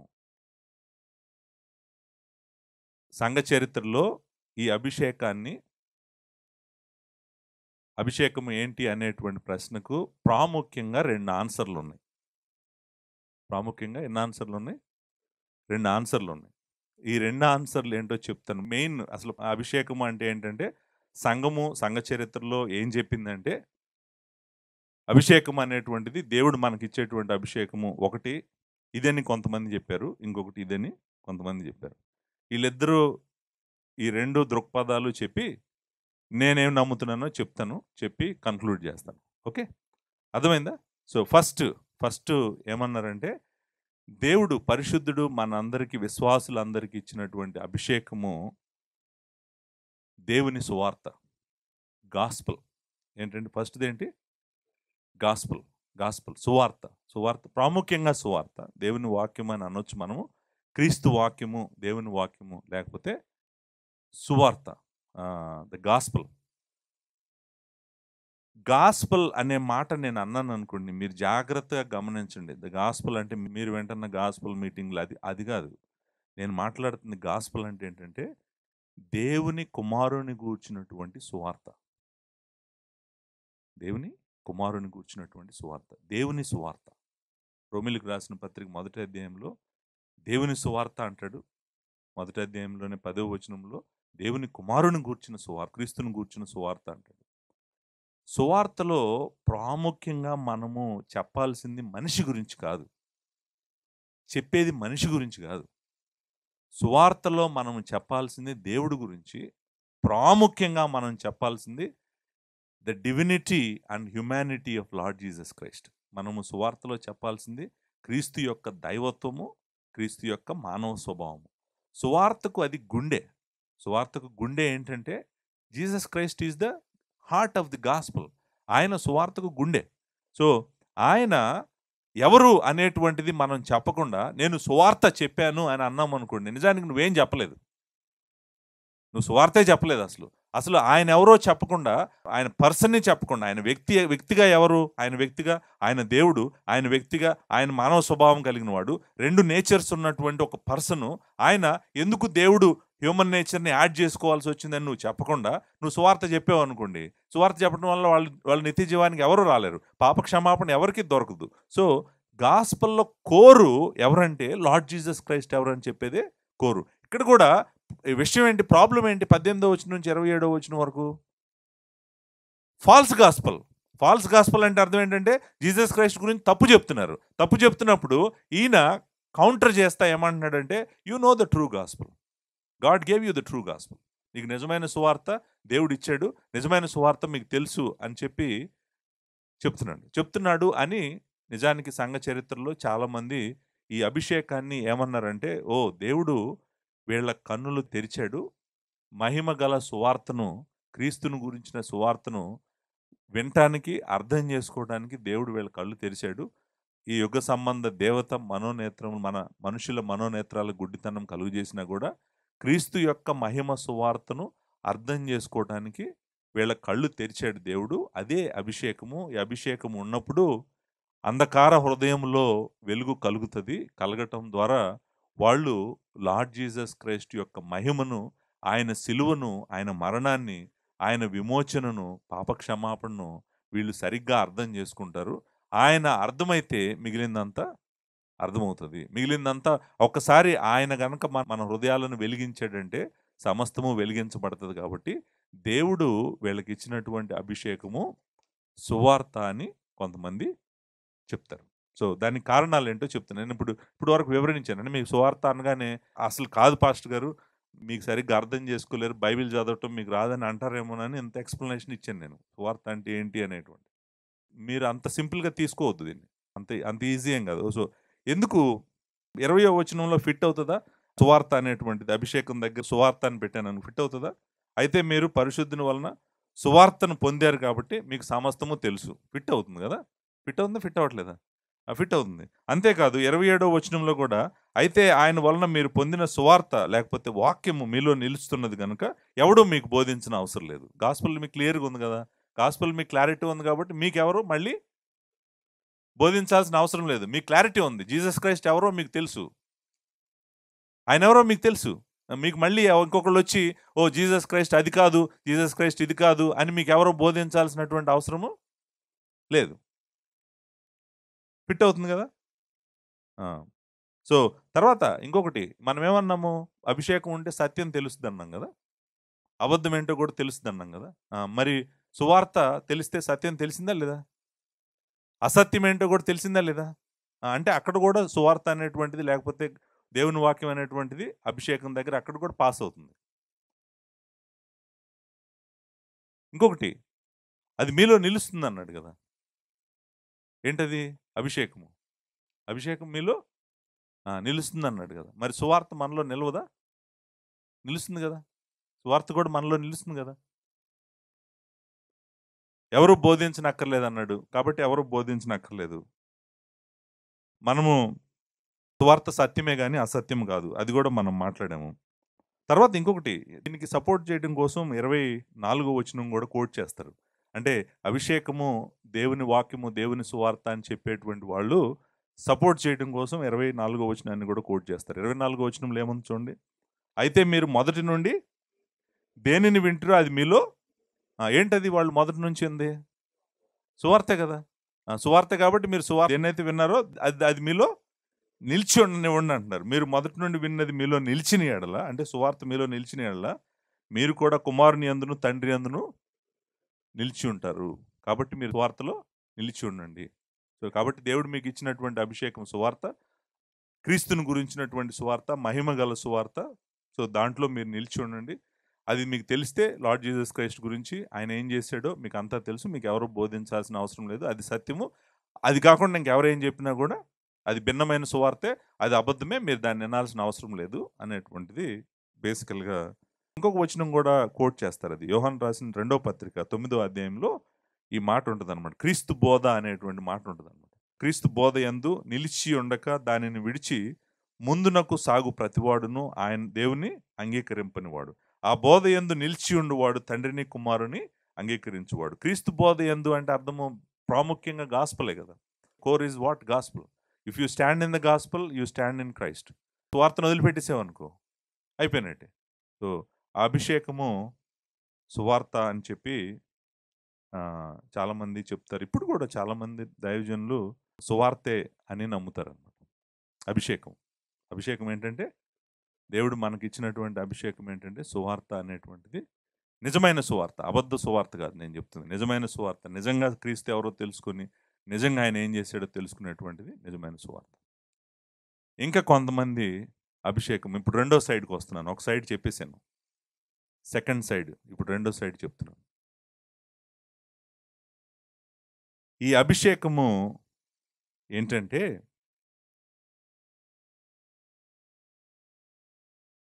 దేవుడు మనందరికీ, విశ్వాసులందరికీ దేవుడిచ్చినటువంటి పరిశుద్ధాత్ముడు అంటారు. రెండో సైడ్, ఇంకొక సైడ్ ఆర్గ్యుమెంట్ నేను చెప్తున్నాను. ఈ అభిషేకం ఏంటి? పరిశుద్ధాత్ముడు. God the Holy Spirit. So, దానికి కారణాలేంటో కూడా చెప్తాను ఇప్పుడు. మీరు జాగ్రత్తగా వినటానికి ప్రయత్నం చేయండి. మొట్టమొదటిగా క్రీస్తు అంటేనే అర్థము అభిషక్తుడు. క్రీస్తు అంటేనే అభిషక్తుడు. ఈ అభిషక్తుడు పరిశుద్ధాత్మతో అభిషేకము పొందినటువంటి వాడు. మీరు అనుకుంటున్నట్టుగా తైలాభిషేకం కాదు ఇక్కడ. మనము లిటరల్ అనాయింటింగ్ కాదు. స్పిరిట్ అనాయింటింగ్ అంటాం కదా మనము. ఈయన ఈయన ఎవరు? ఈయన అభిషేకించబడ్డాడు. ఎవరు? అభిషక్తుడు అభిషేకించబడ్డాడు. దేంతో అభిషేకించబడ్డాడు? ఎవరితో అభిషేకించబడ్డాడు? ఎవరితో? పరిశుద్ధాత్ముడితో అభిషేకించబడ్డాడు. ఇప్పుడు మనము జీసస్ క్రైస్ట్ దగ్గర నుంచి వస్తున్నాం అనమాట. జీసస్ క్రైస్ట్ దగ్గర నుంచి వచ్చి టెక్స్ట్‌ని అర్థం చేసుకోవడానికి ప్రయత్నం చేస్తున్నాం. సో, ఆయన పేరు అభిషక్తుడు. ఆయన పరిశుద్ధాత్మతో అభిషేకము పొందినటువంటి వాడు. మీరు యెషయా గ్రంథము 61వ అధ్యాయము మొదటి వచనాలను చదువుదాము. ఇది చదువుతుండగా దయచేసి మీరు దాన్ని ప్యారలల్ లూక్ 4:18 కూడా పట్టుకొని ఉండండి. లూకాసు వార్త 4వ అధ్యాయము 18వ వచనం. అది కూడా ఓపెన్ చేసి రెండు ఒక్కసారి చదివేద్దాము. చదివితే మనకి క్లారిటీ ఉంటుంది. ఓకే. 21వ అధ్యాయం మొదటి వచనం. ప్రభువగు యెహోవా ఆత్మ నా మీదకి వచ్చి ఉన్నది. ప్రభువగు యెహోవా ఆత్మ నా మీదకి వచ్చి ఉన్నది. దీనులకు సువార్తమానం ప్రకటించుటకు యెహోవా నన్ను అభిషేకించెను. ఈ అభిషేకము అనేటువంటిది పరిశుద్ధాత్ముడికి, అభిషేకానికి కనెక్షన్ మనం ఇక్కడ చూస్తాం. దేవుడు ఆయన్ని ప్రత్యేకంగా ఆయన ఆత్మను పంపించాడంట. పంపించి ఆయనను ప్రత్యేకంగా సువార్త కోసము, దీనిలోకి సువార్త ప్రకటించడం కోసం ఆయన అభిషేకించాడు అనేటువంటిది మనం చూస్తాం. లూకా సువార్త 4వ అధ్యాయం 18వ వచనం సేమ్ కోట్ చేస్తాడు కదా ఇక్కడ. ప్రభు ఆత్మ నా మీద ఉన్నది. బేదలకు సువార్త ప్రకటించుటకై ఆయన నన్ను అభిషేకించెను. ఇది ఆత్మైన దేవుడికి, అభిషేకానికి ఉన్నటువంటి కనెక్షన్. సో, పరిశుద్ధాత్ముడు ఆయన మీదకి రావటం, ఆయన ప్రత్యేకంగా అభిషేకించబడటం, ఆత్మతో అభిషేకించబడటం అనేటువంటిది మనము చూస్తామన్నమాట. అపోస్తుల కార్యాల గ్రంథము 10వ అధ్యాయము 38వ వచనంలో ఈ మాటను మనం చదువుతాం. 10వ అధ్యాయము 38వ వచనం. చూడండి మరలా మీరు ఆయన బ్యాప్టిజం దగ్గర మీకు అందరికీ తెలుసు ప్రభు యొక్క బ్యాప్టిజం దగ్గర ఏం జరిగింది? ప్రభు యొక్క బ్యాప్టిజం దగ్గర ఈ నా ప్రియ కుమారుడని పరలోకం నుండి తండ్రి సాక్ష్యం ఇస్తా ఉండగా పరిశుద్ధాత్ముడు పౌరం వల్లే దిగి వచ్చినట్టుగా మనం చూస్తాం. ఆయనను ప్రత్యేకంగా దేవుడు అభిషేకించాడు. దేంతో? పరిశుద్ధ యొక్క ఆత్మతో అభిషేకించాడు. 38వ వచనం. అదేదనగా దేవుడు నజరేయుడని యేసును పరిశుద్ధాత్మతోను శక్తితోను అభిషేకించనన్నది అని ఉంది కదా. అభిషేకించాడా లేదా? దేంతో అభిషేకించాడు దేవుడు ఆయన్ని? పరిశుద్ధాత్మతో శక్తితో ఆయనను అభిషేకించాడు. సో ఆయన అభిషక్తుడు. మనం ఆయన పేరు క్రీస్తు అంటేనే అభిషక్తుడు అని అర్థం. మెస్సయా అంటే అర్థం ఏంటి? అభిషక్తుడు. అభిషక్తుడిని దేవుడు ఏం చేశాడు? అభిషేకించాడు. కానీ దేంతో అభిషేకించాడు? పరిశుద్ధాత్మతో అభిషేకింది. This not oil anointing. అంటే ఆయిల్ పూయలేదు కుమారుడి మీద, ఆయన ఆయిల్ పూయలేదు కదా. దట్స్ నాట్ తైలాభిషేకం కాదు. మనం చూసాం, కింగ్ డేవిడ్ చూసాం, లార్డ్ జీసస్ క్రైస్ట్. ఆ టాపిక్లోకి నేను వెళ్ళట్లేదు. బట్ నేను ఇక్కడ God the Holy Spirit anointing గురించే మాట్లాడుతున్నాను. పరిశుద్ధాత్ముడితో ఈయనను అభిషేకించాడా లేదా దేవుడు? అభిషేకించాడు కదా. సో ఆయన అభిషక్తుడు. ఆయనను క్రీస్తును పరిశుద్ధాత్మతో అభిషేకించాడు. అంతేకాదు దేవుడు మనలను కూడా అభిషేకించాడు పరిశుద్ధాత్మతో. మనము అంటే విశ్వాసులను కూడా దేవుడు అభిషేకించాడు అనేటువంటిది మనము చూస్తాం. కొరింథీయులకు రాసిన పత్రిక, 2వ కొరింథీయులకు రాసిన పత్రిక 1వ అధ్యాయము. ఇక్కడ కూడా అభిషేకానికి ఆత్మకు ఉన్న రిలేషన్షిప్ మనం చూస్తాం. 1వ అధ్యాయం 21వ వచనం 22వ వచనంలో, మీతో కూడా క్రీస్తునందు నిలిచి ఉండినట్లుగా మమ్మను స్థిరపరచి అభిషేకించిన వాడు దేవుడే. ఆయన మనకు ముద్ర వేసి మన హృదయములలో మనకు ఆత్మ అను సంచకరువును అనుగ్రహించి ఉన్నాడు. ఆయన అభిషేకించాడు. అభిషేకించడంతో పాటు ఆయన ముద్ర వేసి మనకు ఆత్మను సంచకరువును కూడా అనుగ్రహించాడు. ఇక్కడ మనకి అభిషేకించాడు, ఆత్మతో అభిషేకించాడని డైరెక్ట్గా లేదు, కానీ అభిషేకించాడు ఆయన విశ్వాసులను అనేటువంటిది మనకు అర్థమవుతుంది. తర్వాత ఆయన ఆత్మ అనేటువంటి సంచకరువును దేవుడు మనకు అనుగ్రహించాడు, ముద్ర వేశాడు అనేటువంటిది కూడా మనకి అర్థమవుతుంది కదా.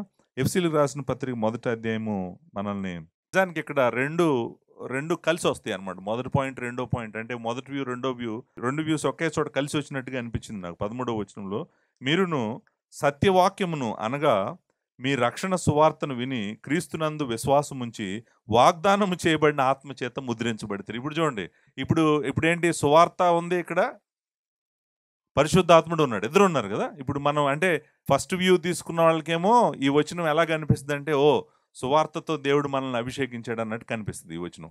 ఇటువైపు తీసుకున్న వాళ్ళకి ఏమనిపిస్తుంది అంటే, ఈ వచనం చూడగానే కరెక్టే, సువార్త విన్నారు, కానీ మనల్ని దేవుడు అభిషేకించింది దేంతో? ముద్రించింది దేంతో? పరిశుద్ధాత్మతో అని చెప్పి చాలా మంది. ఇది నిజానికి ఇది విశ్వాసులకు సంబంధించింది, ఇది క్రీస్తుకు సంబంధించింది కాదు. ఎఫ్సీలకు రాసిన పత్రిక 1వ అధ్యాయము, 2వ కొరింథీయులకు రాసిన పత్రిక చదువుతున్నటువంటిది నేను క్రీస్తుకు సంబంధించింది. క్రీస్తును దేవుడు పరిశుద్ధాత్మతో అభిషేకించాడు, కరెక్ట్. విశ్వాసులను కూడా దేవుడు ఆత్మతో ముద్రించాడు అనేటువంటిది అయితే మనం చదివాము. తర్వాత అభిషేకించాడు అనేటువంటిది కూడా మనము చదివాము. అంతేకాదు ఇంకొకటి చూడండి, పరిశుద్ధాత్ముడికి మనం పరిశుద్ధాత్ముడిని ఎప్పుడు కూడా న్యూ టెస్ట్మెంట్లో ఎలా చూస్తామంటే, ఆయనను సత్యస్వరూపిగా చూస్తాం. ఆయన పేరే సత్యస్వరూపి అయిన ఆత్మ. అంటే అర్థం ఏంటంటే, ఆయన ఏం చెప్తాడు? సత్యమే చెప్తాడు.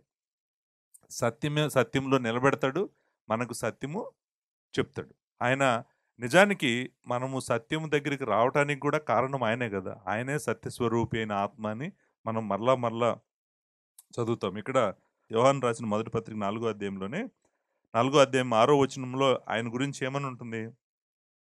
సత్యస్వరూపి అయిన ఆత్మ అనే మాట మనం అక్కడ చూస్తాం. ఇందువలన మనము సత్యస్వరూపి అయిన ఆత్మ ఏదో, బ్రహ్మపరచు ఆత్మ ఏదో మీరు తెలుసుకొనుచున్నారు అంటాడు కదా. 5వ అధ్యాయము 6వ వచనంలో ఆత్మ సత్యము గనుక అనే మాట ఉంది కదా. ఆత్మ సత్యము గనుక సాక్ష్యం ఇచ్చువాడు ఆత్మయే అనేటువంటి మాట. మీరు యోహాను సువార్తలోకి వెళ్తే మనం మరలా చూసేటువంటి సత్యము ఏంటంటే ఆయన సత్య స్వరూపి అయినటువంటి ఆత్మ.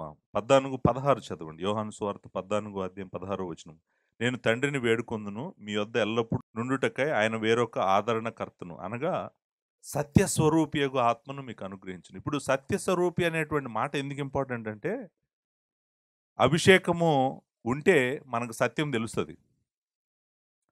అభిషేకం ఉంటే అసత్యం అంటే ఏంటో కూడా తెలుస్తది. సో, ఆ సత్యంలోకి నడిపించగలిగిన వాడు సత్య స్వరూపుడైనటువంటి దేవుని ఆత్మ. సత్యము మనకు తెలియజేయగలిగిన వాడు పరిశుద్ధాత్ముడే. అందుకని నేను చెబుతున్నాననమాట. రీజను ఏంటని మీలో కొంతమందికి అనిపించొచ్చు.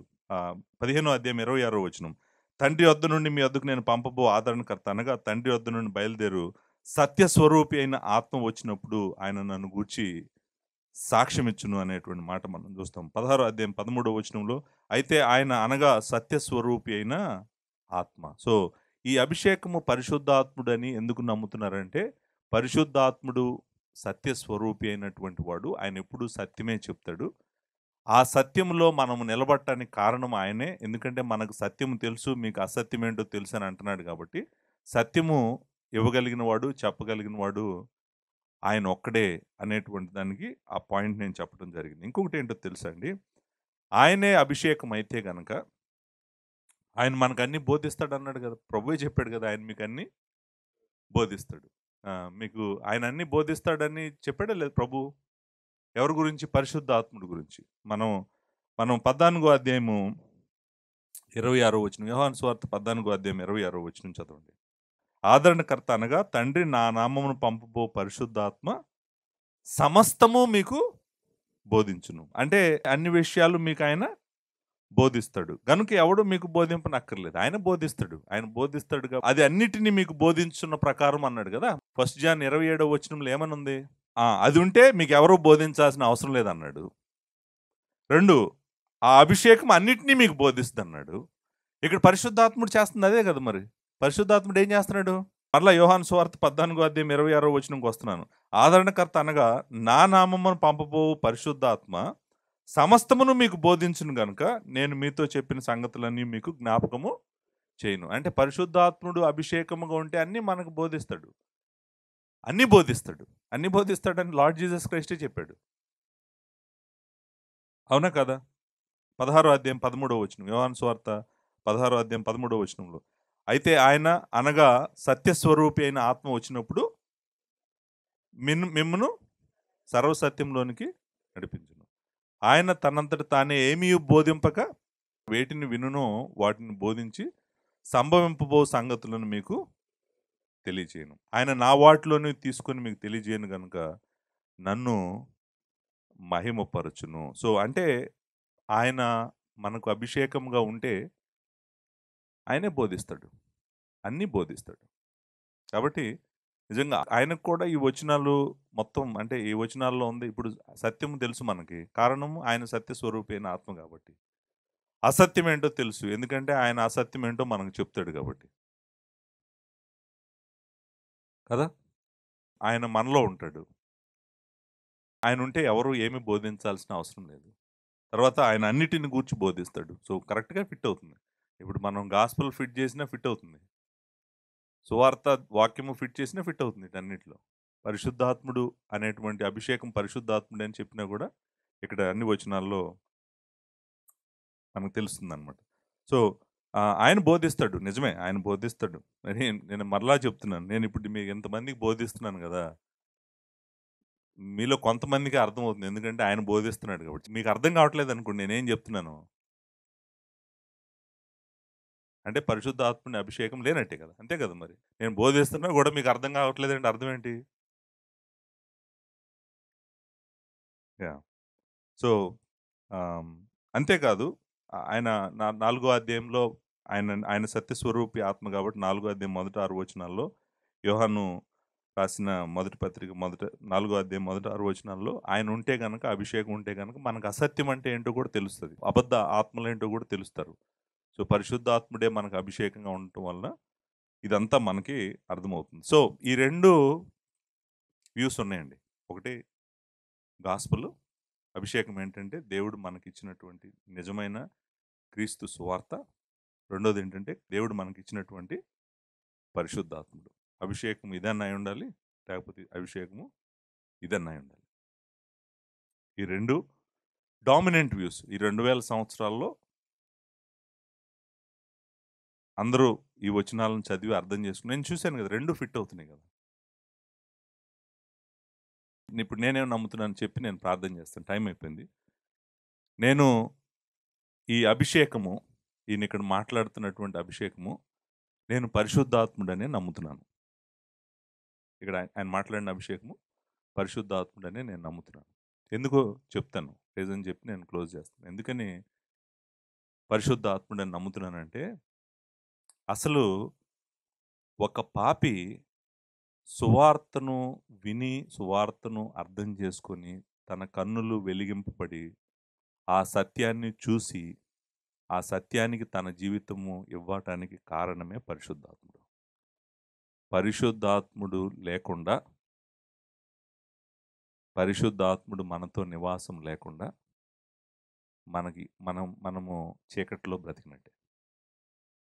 నిజానికి సువార్త అనేటువంటి సత్యాన్ని మనకిచ్చిందే పరిశుద్ధాత్ముడు. న్యూ టెస్టమెంట్ రాయించిందే పరిశుద్ధాత్ముడు. న్యూ టెస్టమెంట్ రాయించింది పరిశుద్ధాత్ముడు. సువార్తను మనకిచ్చింది పరిశుద్ధాత్ముడు. సువార్తను మన దగ్గరికి తీసుకొస్తున్న పరిశుద్ధాత్ముడు. సువార్తను చూసి అర్థం చేసుకొని విని మన కన్నులు తెరవబడి మనము సువార్తకు స్పందించేటట్టు చేస్తుంది పరిశుద్ధాత్ముడు. పరిశుద్ధాత్ముడు మనలో నివాసం ఉంటూ మనము ఆయనను నమ్ముకున్నప్పుడు మనకు దేవుడు ఆయన ఇస్తున్నాడు. ఆయనను ఎలా ఇస్తున్నాడంటే అభిషేకం లాగానే ఇస్తున్నాడు మనకి. ఆయన మనలో ఉండి మనకు ఆయన వాక్యం అంతా కూడా వివరిస్తున్నాడు. నేను మరలా చెప్తున్నాను, వివరించడానికి ఆయన మనకు వాక్యాన్ని వివరించడానికి యోహాన్ను వాడుకున్నాడు, నన్ను వాడుకుంటున్నాడు. బట్ వివరించేదైతే ఆయనే. ఆఖరికి వివరించేది ఆయనని నేను ఎందుకు చెప్తున్నానంటే, మీకు నేను వివరిస్తున్నా కూడా మీలో కొంతమందికి అర్థం కాకపోవచ్చు. ఎందుకంటే ఆయన ఆత్మైన దేవుడు మనలో నివాసం ఉంటే కనుక మీకు ఎవరూ బోధించాల్సిన అవసరం లేదు. ఎవరైతే మీరు వాక్యం చదువుతున్నప్పుడు, వాక్యం వింటున్నప్పుడు దాన్ని అర్థం చేసుకోవడానికి కావాల్సిన కృప ఆయన అనుగ్రహిస్తాడు. ఆయన అనుగ్రహించి మీరు దాన్ని అర్థం చేసుకుంటారు. సో నేను నమ్ముతుందైతే పరిశుద్ధాత్మ దేవుడే అభిషేకం అని నేను నమ్ముతున్నాను. ఇంకొకటి ఏంటో తెలుసా అండి, క్రీస్తు గురించి బాప్తిస్మిచ్చి యోహాను మాట్లాడుతూ ఏమంటాడంటే, నాకంటే గొప్పవాడు నా వెనకాల వస్తున్నాడు, నేను మీకు నీటితో బాప్తిస్మిస్తున్నాను కానీ ఆయన మీకు ఆత్మతో బాప్తిస్మిస్తాడు. స్పిరిట్ బ్యాప్టిజం అంటాం కదా, బ్యాప్టిజం ఆఫ్ ద స్పిరిట్ అంటాం కదా. పరిశుద్ధాత్మ బాప్తిస్మము పరిశుద్ధాత్ముడు ఇవ్వడు. పరిశుద్ధాత్మ బాప్తిస్మము క్రీస్తు ఇస్తాడు. ఆయన ఇస్తాడు అన్నాడు. ఎవరు మీకు ఆత్మలో బాప్తిస్మ ఇచ్చేది ఎవరు? Lord Jesus Christ. ఆత్మలో బాప్తిస్మ ఇచ్చేది పరిశుద్ధాత్మ దేవుడు కాదు. ఆత్మలో బాప్తిస్మ మనకిచ్చేది లార్డ్ జీసస్ క్రైస్ట్. అంటే అర్థం ఏంటి? మనల్ని పరిశుద్ధాత్మని ద్వారా ముంచబడి ఆయనలోకి తీసుకువెళ్తాడు. ఆయన పరిశుద్ధాత్మ బాప్తిస్మ అంటే ఏంటంటే, క్రీస్తు శరీరంలోకి ఆయన ఆత్మ ద్వారా మనము చేర్చబడతాం, ముంచబడతాం. సో అంతేకాదు, పరిశుద్ధాత్ముని దేవుడు మనల్ని ముద్రిస్తున్నాడు. పరిశుద్ధాత్ముడు మనలో నివాసం ఉంటున్నాడు. పరిశుద్ధాత్ముడు మనల్ని నింపుతున్నాడు. పరిశుద్ధాత్ముడు మనల్ని నడిపిస్తున్నాడు, సర్వసత్యంలోకి నడిపిస్తున్నాడు. పరిశుద్ధాత్ముడు మనకు బోధిస్తున్నాడు. పరిశుద్ధాత్ముడు మనలో ఉన్నాడు కాబట్టే మనము నిజమైన సువార్త తెలుసుకున్న వారము, నిజమైన క్రీస్తుని తెలుసుకున్న వారము. ఆయన మనలో నిలిచి ఉంటున్నాడు కాబట్టి మనకెవరూ బోధించాల్సిన అవసరం లేదు. ఈ అభిషేకము నిజము. ఆయన ఎవరికి ఏం బోధించాలో మొత్తము జాగ్రత్తగా బోధిస్తాడు. బోధించేది నేను కాదు, పరిశుద్ధాత్ముడే. అంతేకాదు, రాయించింది కూడా పరిశుద్ధాత్ముడే. సో నేను పూర్తిగా ఈ అభిషేకము ఏంటి అంటే పరిశుద్ధాత్ముడే అని నేను నమ్ముతున్నాను. ఈ అభిషేకము మనకు ఇచ్చింది కూడా నేను నమ్ముతుంది లార్డ్ జీసస్ క్రైస్టే ఇచ్చాడు. ఆయనే పరిశుద్ధుడు. ఆయన మనకు తన ఆత్మను అనుగ్రహించాడు.